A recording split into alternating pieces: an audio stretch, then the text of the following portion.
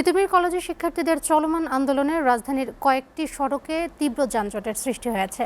এতে দুর্ভোগে পড়েছেন পথচারীরা। বিশেষ করে গুলশান মহাখালী সড়কে একাধিক হাসপাতাল থাকায় রোগী নিয়ে বিপাকে পড়েছে অনেকেই। যাত্রীরা বলছে, রাজপথ আটকে ভোগান্তি তৈরি করে আন্দোলন করা যৌক্তিক নয়। আর শিক্ষার্থীরা জানান, সরকারের কাছ থেকে যথাযথ জবাব না পেলে এ আন্দোলন চলবে। এদিকে সন্ধ্যায় সরকারি তিতুমির কলেজের শিক্ষার্থীরা মহাখালী রেলপথ অবরোধ করলে ট্রেন চলাচল বন্ধ হয়ে যায়। রিফাত শিশিরের প্রতিবেদন।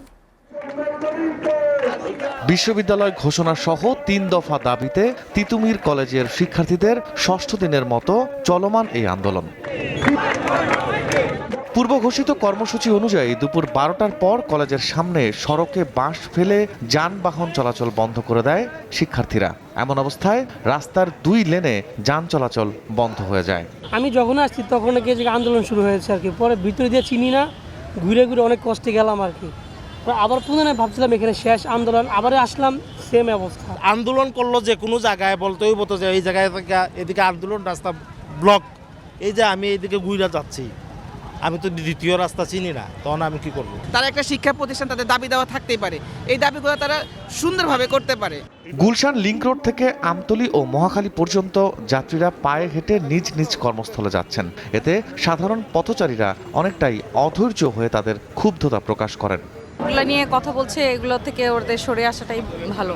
এখন নতুন করে যদি সংস্কার করতে হয়, তো সরকার আছে, তাদের সাথে বসে সমঝোতা করুক। সাধারণ মানুষ হয়রানি করে তো লাভ নাই। শিক্ষার্থীরা বলছেন, দাবি আদায় না হওয়া পর্যন্ত তারা আন্দোলন চালিয়ে যাবেন। কেউ যদি বলে অযৌক্তিক দাবি, তাহলে আপনারা আসুন, আমাদের এই পরিদর্শন করুন, ফিজিবিলিটি টেস্ট কমিটি গঠন করুন। কমিটির রিপোর্ট না দেওয়া আগ পর্যন্ত আপনারা এটা বলতে পারেন না এটা অযৌক্তিক দাবি। সকল দফা বাদ দিয়ে আমরা এক দফায় উন্নীত হয়েছি, তিতুমিরকে বিশ্ববিদ্যালয় হিসেবে রাষ্ট্রীয় স্বীকৃতি দিতে হবে। এক দফায় আমাদের আন্দোলন। পরে বিকেল 5টার দিকে তিতুমিরের শিক্ষার্থীরা মহাখালী রেল লাইনে অবরোধ দেয়।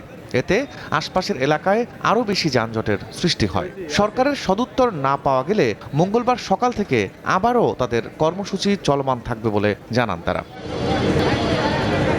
রিফাত শিশির, এসএ টিভি, ঢাকা।